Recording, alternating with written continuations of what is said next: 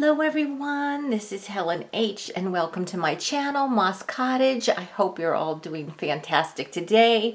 Welcome to the fourth week, I think, of the Crafty Clusters collab with Susan Hiles Art.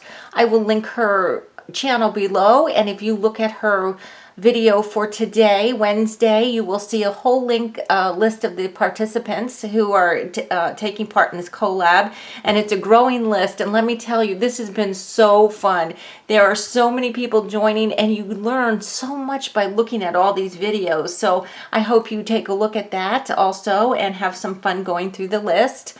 But to get on with it, this week the theme or the recommendation is your choice. So there is none. It is completely up to us what kind of clusters we want to make.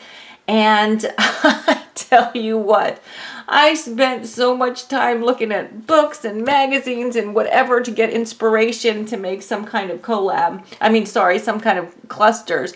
And I'm just baffled. So Susan, I do need the prompts because I'm not doing well on my own. Anyway, I thought I had it all figured out. And then last Friday, I went to my favorite auction and I found the inspiration for my clusters. And I'm going to show you the inspiration first, then I'll show you the clusters.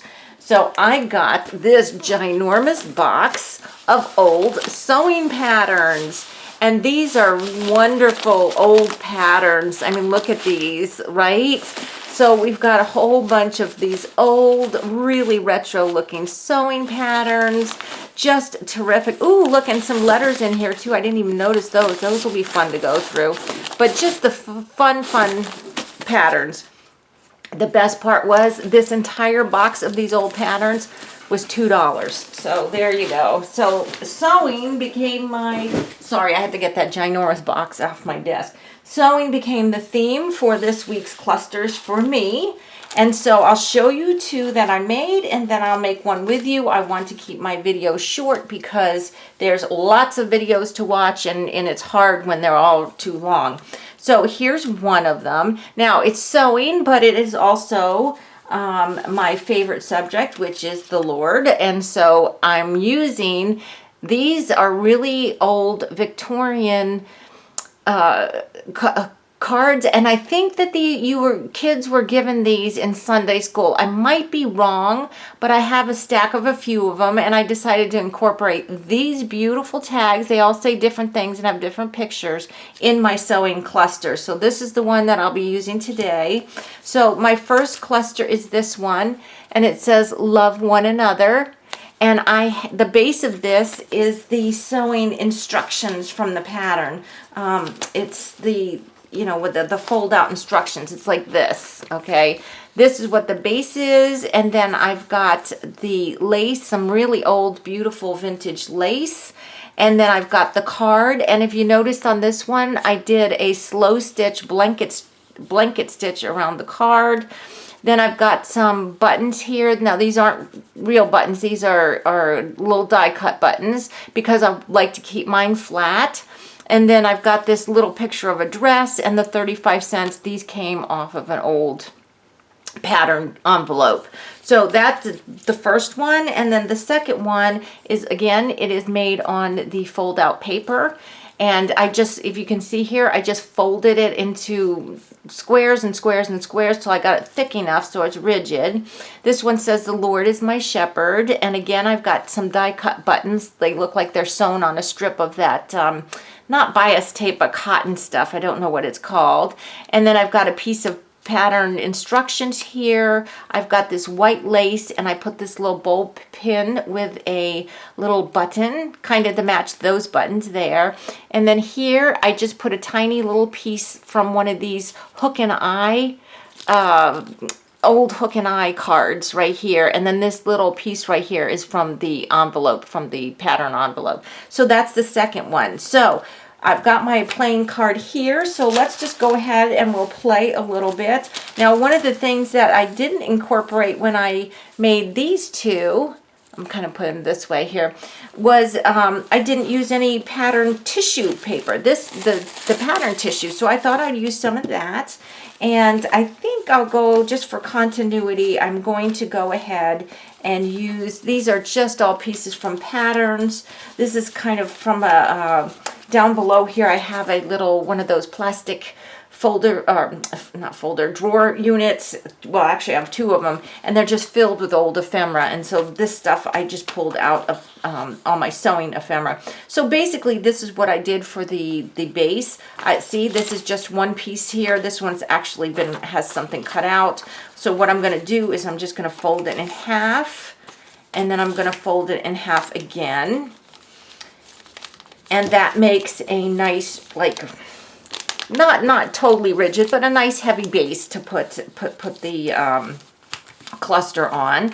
So I'm going to do it like that, and my card is here, but we've got to put stuff in between. Of course we have to.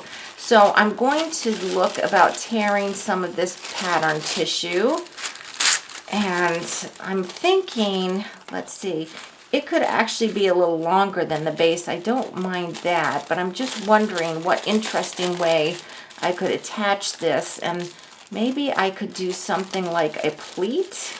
I don't know. Let's give it a try and see what we can do here. Some kind of pleat it up. Now, I have got to be careful though, because I don't want it bulky. Okay, but this is good. Okay, if I do this and pleat it, and then just kind of flatten it like this, this tissue is so soft, even though it looks kind of dimensional here, it will press right down in a journal. That's not going to be a problem at all. So I think I'm going to do it like that. I've just got one little problem there I need to fix. Okay, so I'm going to do it like that. And then, of course, the card goes on top. But you see, it's very monochromatic right now. There's kind of, even though I've got different things, it's kind of not that interesting because of the colors being very similar. Now, I've got this piece of vellum here. Let's go ahead and see if we can't use a piece of that. And I'm a person like most of you who like torn edges. So let's see if we just tear a piece of vellum and maybe put it there, just to break up the color a little bit. It didn't do a whole lot, but it is there. So that's that. And then let's get something a little lighter if we can. So I've got this doily here.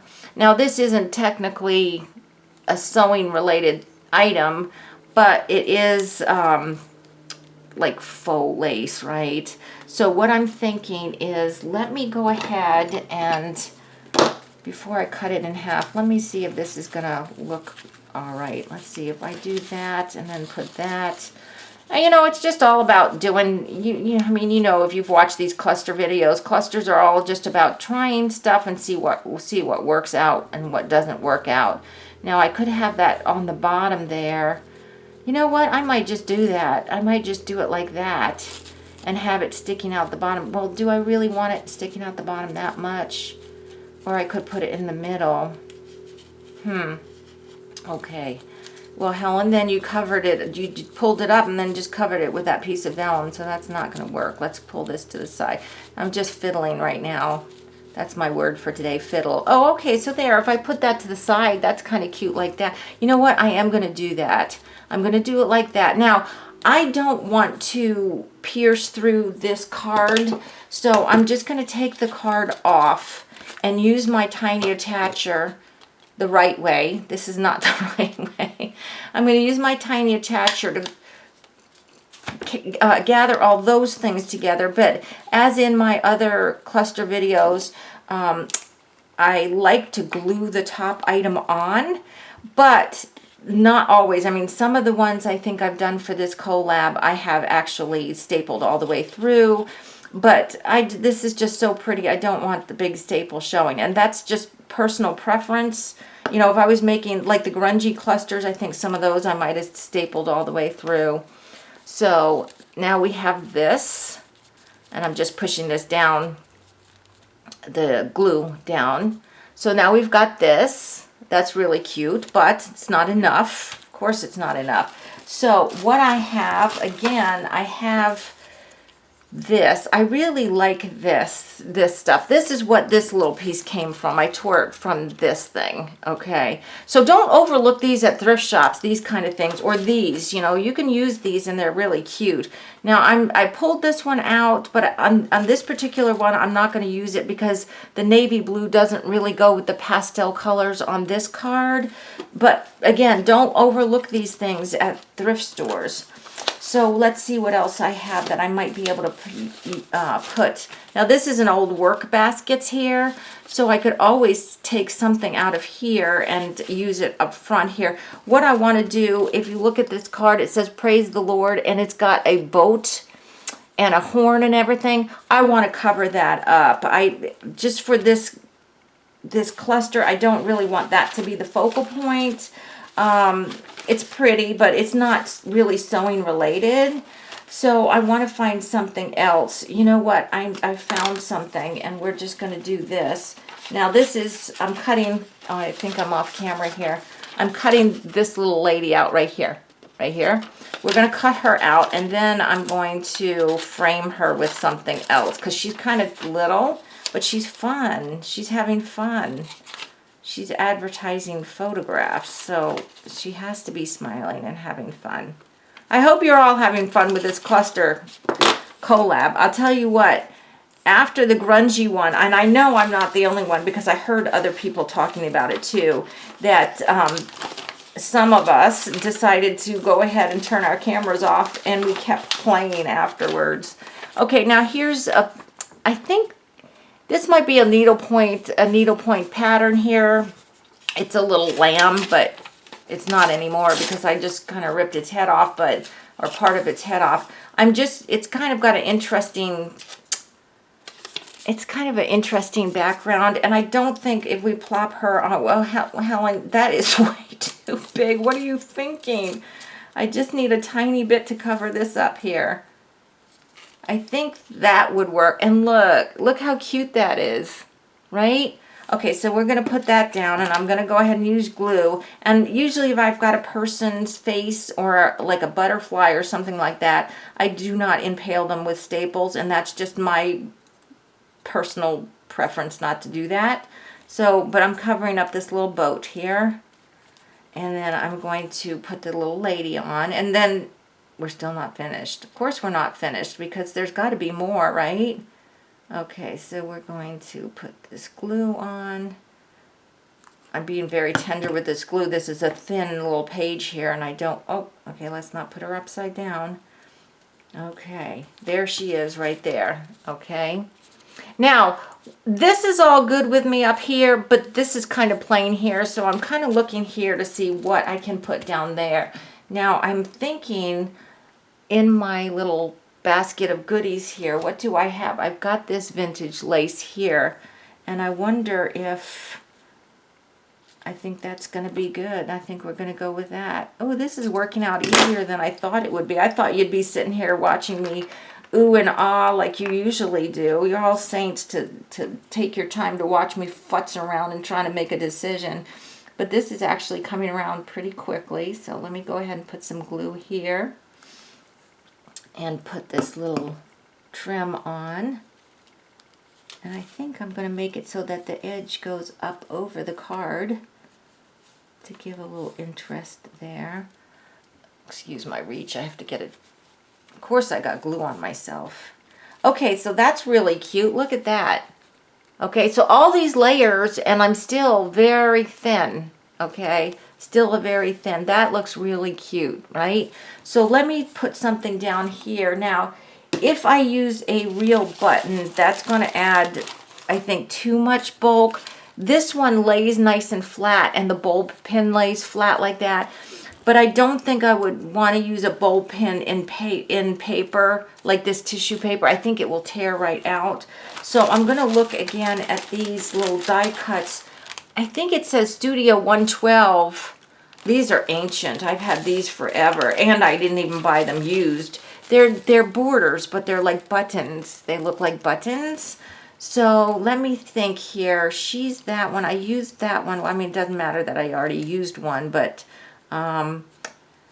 let me see if this one here works, this border here. I could put some of this on. Let's see how this one looks. Oh, that's really cute. That's really cute. I like that.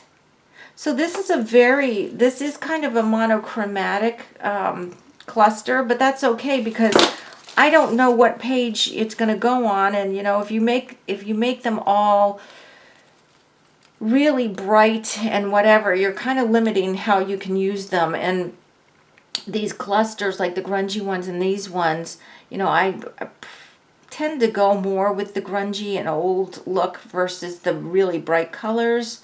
So, and then again, that's just my personal preference.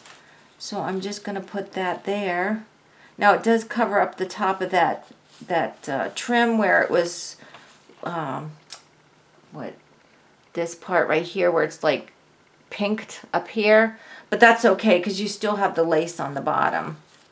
So here's this. Okay, now just one more thing because I know where this is getting on. Just one more thing. I am going to take one, let's see if this will work here. If I can just trim up one of these little buttons. Unfortunately, because they're made to be one piece, when you cut them apart, one side gets a little bit flat. So what I'm trying to do is to make it round again. And that's just called, you know, by me rotating this around and cutting. Yes. Okay, so I'm just going to put one button up here. Right up here. Like that. 1, 2, 3, 4, 5, 6, 7, 8. Oh, no. It's got to be 2 buttons. I can't stand things that are even numbered. Got to have an odd number. Sorry, you get to watch me cut out another button here. But guys, please, even if you don't want to make a video or you don't have a channel, you know, you're just watching YouTube, make some clusters. These are the most relaxing and fun things to make. I can promise you, you will not regret it. And they use up scraps. I'm using up like these borders that I've had forever and a day. All kinds of bits and bobs you can use on clusters, and you can make them as 3-dimensional. Some people are making them super 3-dimensional. There we go. How's that? Isn't that cute? I think that came out really well. So that's it for today, guys. So these are the 3 that I made for this week. And I would certainly stay and play and make some more. However, I'm being blessed by my son's company for dinner. He's coming over for dinner tonight, so I can't just stay here and play anymore. I'm going to zoom you in just a tiny bit here so you can see them. There. All right, guys, I hope you like this video. I hope that you can find a theme. Just look around and see what's around. That might give you some inspiration. Please give me a thumbs up on this video. If you haven't subscribed, I ask that you please do. And hello to all my new subscribers. Welcome to Moss Cottage. Guys, until the next video, I hope all of you are truly blessed. Bye-bye.